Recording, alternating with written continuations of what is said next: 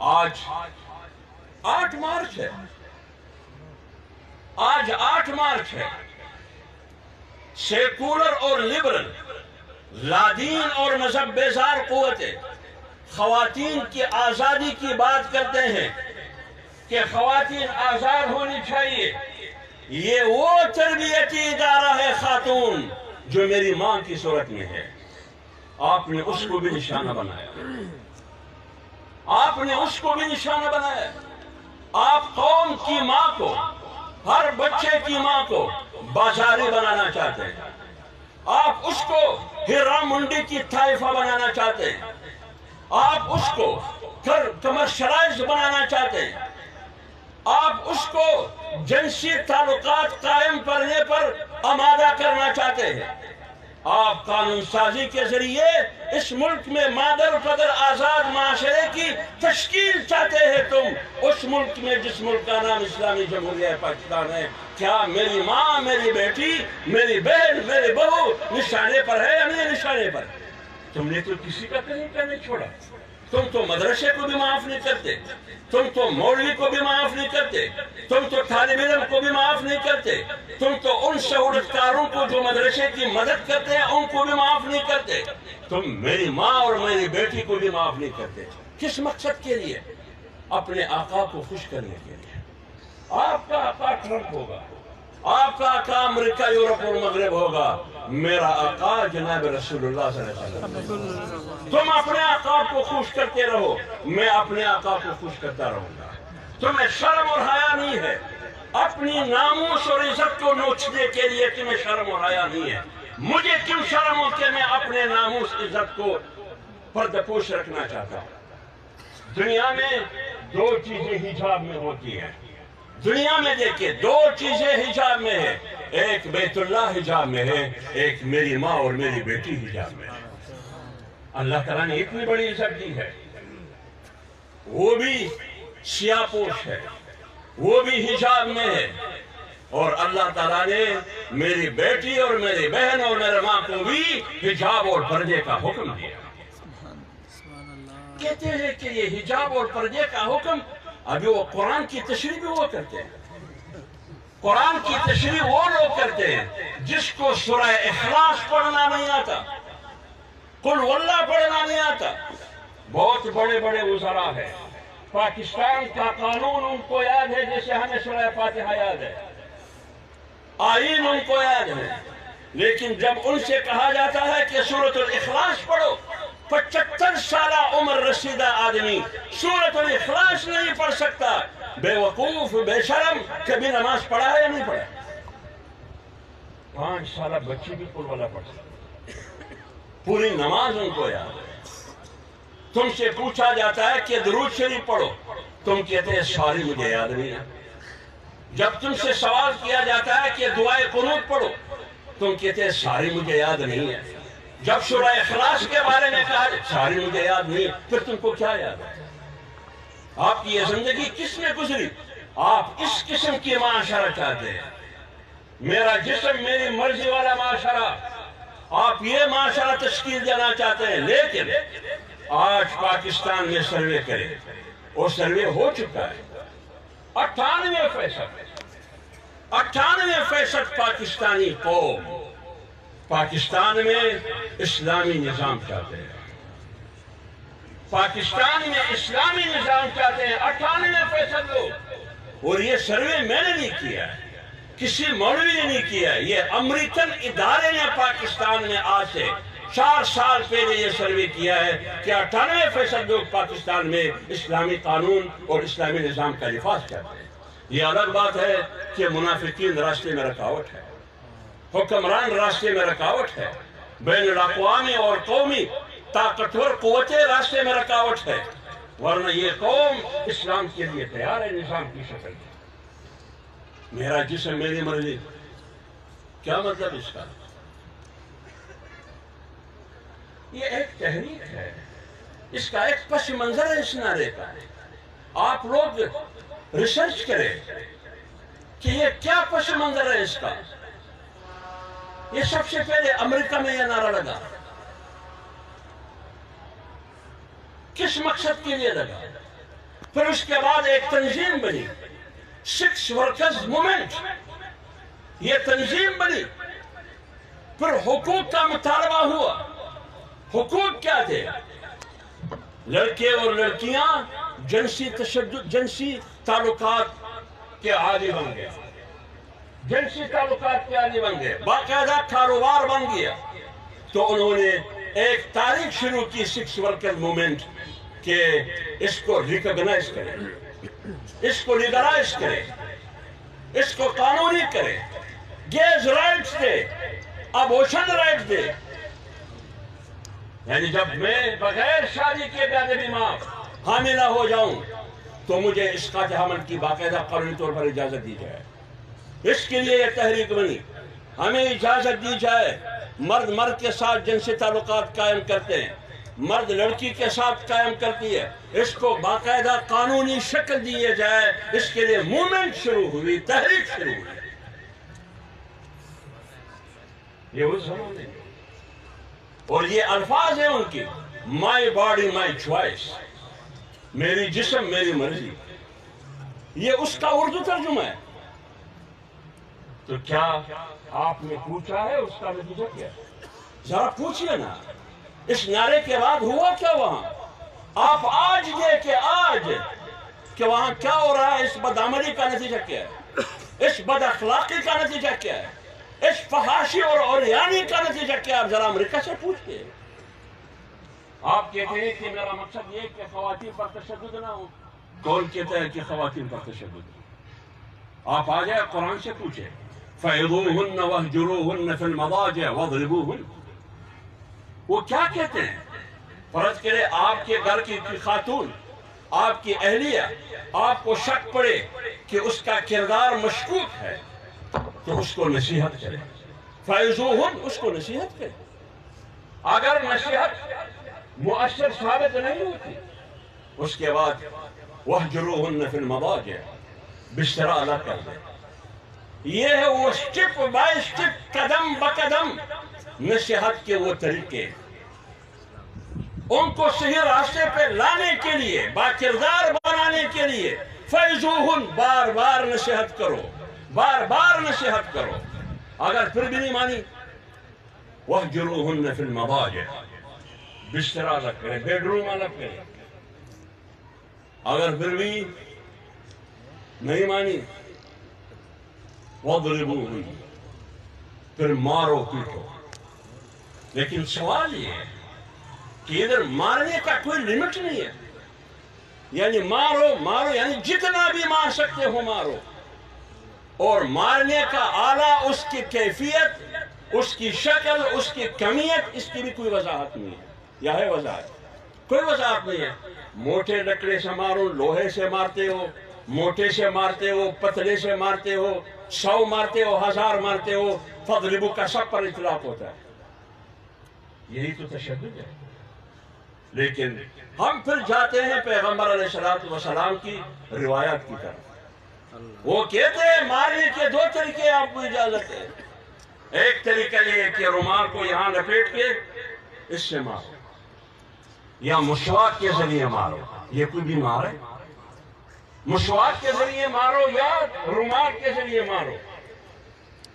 غالباً حضرت ابن عباس رضی اللہ عنہ کی روایت ہے۔ یہ ہے تشریح۔ عدم تشدد کی بات تم کرتے ہو، آ جاؤ قرآن سے پوچھئے۔ تم خواتین کے حقوق کی بات کرتے ہو تو آئیے سورۃ النساء سے پوچھئے۔ آپ کی زبان میں ایک لمبی چوڑی چپٹر ہے قرآن میں صرف خواتین کے بارے میں۔ تم خواتین کو کون سے حقوق دلاتے ہو؟ کون سے حقوق دلاتے ہو تم؟ آپ جا کے میرا جسم میری مرضی کا ریزلٹ ذرا دیکھیں۔ امریکہ میں 33% خواتین تشدد کی شکار ہیں۔ نیوزی لینڈ میں 35% خواتین تشدد کی شکار ہیں۔ مصر میں 34% خواتین تشدد کی شکار ہیں۔ سوئٹزرلینڈ دنیا کا اعلیٰ ترین خوبصورت اور مہذب ملک ہے، ان کے مطابق 21% خواتین تشدد کے شکار ہیں۔ 21%۔ اور ہر 9 سیکنڈ میں ایک خاتون تشدد کا نشانہ بن جاتی ہے، ہر 9 سیکنڈ میں، اور ہر تیسری عورت اور خاتون قتل کیا جاتا ہے، یا موجودہ شوہر کے ہاتھوں یا سابقہ شوہر کے ہاتھوں۔ تو میرا جسم میری مرضی کا نتیجہ تو وہ آپ کے سامنے ہے، تم کیا چاہتے ہو ادھر؟ لہذا ہم اس نتیجے پہ پہنچ چکے ہیں، بالکل بغیر کسی پروپیگنڈے کے، بغیر کسی غلط بیانی کے، کہ یہ جو لوگ میرا جسم میری مرضی، میں آوارہ میں بدچلن، میں فلان یہ جو نعرے لگاتے ہیں یہ لوگ، یہ مغربی ایجنڈے اور NGOs کے ملازمین ہیں، یہ اس کی ڈیوٹی پر ہے، یہ اس کے ایجنٹ ہے، وہ اس پر ان کو پیسہ ملتا ہے، اس کو سال میں 2 دفعہ امریکہ کی وزٹ ملتا ہے، یا سوئٹزرلینڈ کی وزٹ ملتا ہے، آنا جانا جہاز کی ٹکٹ ملتا ہے۔ نہیں چاہیے بھائی یہ زندگی ہمیں، یہ مادر فدر آزاد معاشرے کی تشکیل ہم نہیں چاہتے۔ ہم وہ چاہتے ہیں کہ سب سے بنیادی حق زندگی کا حق اور تحفظ ہے، وہ اسلام نے خاتون کو دیا ہے۔ زندگی غور کیا جاتا ہے، وراثت میں حق ہے، اسلام نے دیا ہے، جائیداد میں حق ہے، اسلام نے دیا ہے۔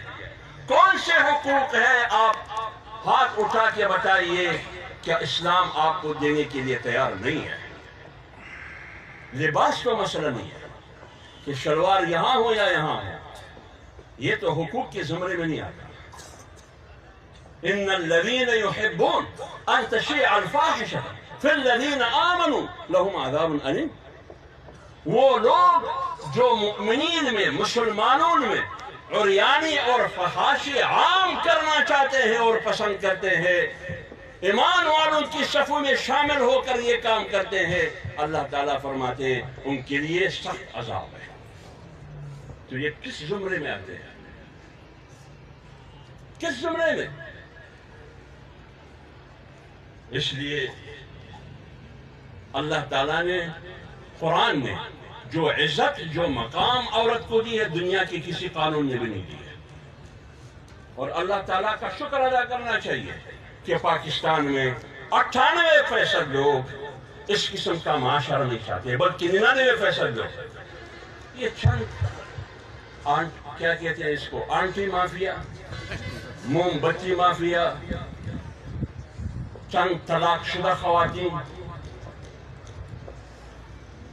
مفرور خواتین جو لڑکیوں کو اور بچیوں کو بازاری اور طائفہ اور کمرشلائز بنانے کی کوشش کرتے ہیں، اس کا مقابلہ 21 کروڑ عوام کریں گے انشاءاللہ۔ 21 کروڑ عوام کریں گے انشاءاللہ۔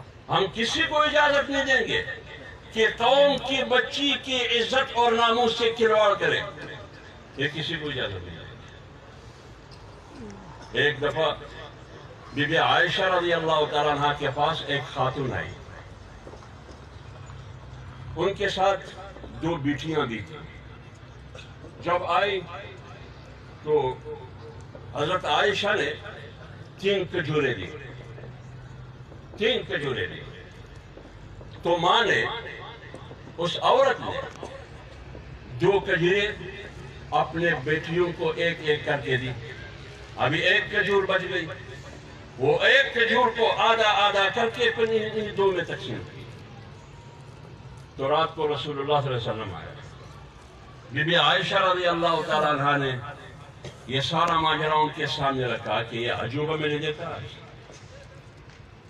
حضور نے جواب میں کہا یہ کیا عجوبہ ہے، تم کیوں تعجب ہے؟ یہ خاتون اسی عمل کی وجہ سے جنت میں جائے گی، اسی عمل کی وجہ سے اتنا احترام ہے۔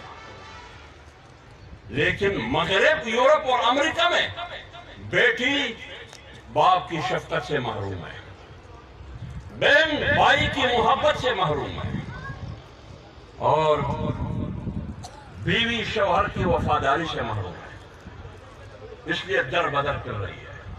لیکن ہمارے گھروں میں بیوی کو شوہر کی وفاداری مل رہی ہے، ملکہ کی طرح بیٹی ہے، ملکہ کی طرح. خاون شوہر باہر جس طرح بھی کماتے ہیں رات کو ان کے پاس لے کے آتے ہیں. اتنا اعتماد ہے اس پر. ان کو قطعاً یہ تکلیف نہیں دیتے کہ تم وہ سخت کام کرو جو میں کرتا ہوں. آپ آرام سے بیٹھے، میں کما کے آپ کے لیے آتا ہوں. شاپنگ بھی جو چیز آپ چاہتے ہیں وہ دیتا ہوں، کپڑے بھی دیتا ہوں، کھانا بھی کھلاتا ہوں، پانی بھی پلاتا ہوں، آپ کا علاج معالجہ بھی کرواتا ہوں، اچھا سے اچھا گھر بھی دیتا ہوں. پیسہ لا دے، ایک گاڑی کی بجائے 4 گاڑیاں دیتا ہوں. سال میں 4 دفعہ عمرے میں لے کے آپ کو جاتا ہوں، حج میں لے کے جاؤں گا. کیا چیز مانگتے ہو؟ یہی چیز ہے نا. میں جاپان گیا تھا. جاپان میں ایک مادہ سائن کرنے کے لیے، تو آپ کو معلوم ہے وہاں لڑکیاں بھی کام کرتی ہیں. تو ایک کمپنی والے نے جو گورنمنٹ کا وہ تھا، انہوں نے دعوت کی تھی میرے لیے کسی ہوٹل میں. تو گاڑی میں ایک لڑکی بیٹھی تھی جاپانی. انگلش تو روانی سے نہیں بول سکتا، چھوٹا پوٹا سوچ بوجھ کے تھوڑا سا برابر کر کے. تو میں نے ان سے پوچھا آہستہ آہستہ، عمر کتنی ہے آپ کی؟ میری عمر 27 سال ہے یا 26 سال ہے. شادی کی ہے یا نہیں کی ہے؟ نہیں کی ہے. شادی کیوں نہیں کی ہے؟ خیر ان کی اپنی ریزنز وجوہات ہے. پھر مجھ سے پوچھا کہ آپ کی زندگی کیا؟ میں نے کہا میں نے تو شادی کی ہے. میں نے جو شادی کی ہے 2005 کا واقعہ ہے. میری بیوی کی عمر تقریباً 25 سال ہے یا 26 سال ہے یا 24 سال ہے. تقریباً اس وقت میرے 4 بچے تھے یا 5 تھے، مجھے یاد نہیں ہے. اتنے بچے. اور کام کاج کرتی ہے؟ وہ مجھ سے پوچھ رہے. میں نے کہا کوئی کام کاج کیا کرتی ہے؟ کیا پیتی ہے؟ میں کماتا ہوں، دیتا ہوں، شاپنگ کے لیے بھی لے کے جاتا ہوں، کپڑا بھی دیتا ہوں، قیمتی سے قیمتی چیز دیتا ہوں. یہ کرتا ہوں اس کے لیے، یہ کرتا ہوں اس کے لیے، یہ کرتا ہوں اس کے لیے، یہ کرتا ہوں اس کے لیے. وہ رو پڑی. وہ کہتے ہیں کہ ہمیں مکان دے، کوئی ایسا شوہر ہو کہ میری زندگی کی ضروریات پوری کر لے، کوئی ایسا سرپرست ہو کہ میری زندگی کی ضروریات پوری کر لے. آپ نے کبھی دیکھا ہے خاتون کو کہ گاڑی کا ٹیر پنچر ہوتے ہوئے وہ ٹیر تبدیل کرے؟ کبھی نظر آیا آپ کو؟ نہیں آیا. لیکن وہاں یورپ اور مغرب میں کرتے ہیں یا نہیں کرتے؟ ڈرائیونگ بھی کرتے ہیں، بڑے بڑے لشکر گاڑیاں چلاتی ہے، کنڈکٹر بھی ہوتی ہیں، پتہ نہیں کیا کیا ہوتی ہے. جو کام مرد کے کرنے کا ہے وہ خواتین کرتے ہیں. ہم نے اس کو میم اور ملکے کی طرح گھر میں بٹھائی ہے، بلکہ گھر کی بادشاہت ان کے ہاتھ میں. وہ انٹیریئر منسٹر ہے، گھر کی وزیر داخلہ ہے. گھر کے اندر ہم اس کی حکم کی تعمیر کرتے ہیں. تو لہذا اسلام نے خاتون کو بہت بڑی عزت دی ہے، بہت بڑی عزت دی ہے. دنیا کا کوئی قانون نہیں دے سکتا. لہذا اسلام کا چہرہ مسخ مت کیا کرو. میری قوم کی بیٹی کی عزت کی نوچنے کی کوشش مت کرو.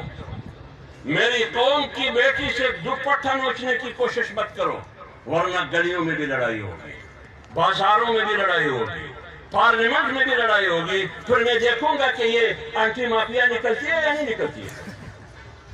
ایک بھی نہیں نکلے گی. آرام سے بیٹھیے. هذا شو اللي برتم كلمة وفرزاني تشوف. لہذا یہ دونوں ادارے نشانے پر ہیں. علمی ادارہ، آپ کا مدرسہ، اور آپ کی ماں، آپ کی بہن جو کل کا بننے والی ماں، یہ دونوں نشانے پر ہیں. انشاءاللہ العزیز ہم خانقاہ کے ذریعے، عبادت گاہ کے ذریعے، سیادت گاہ کی سیاست گاہ کے ذریعے اور تعلیم گاہ کے ذریعے ہم ان تمام سازشوں کا مقابلہ بھی کریں گے اور دین اور ناموس کی عزت کا مقام بھی رکھیں گے اور اس کا تحفظ بھی کریں گے. اللہ تعالی ہمیں اور آپ سب کو توفیق دے.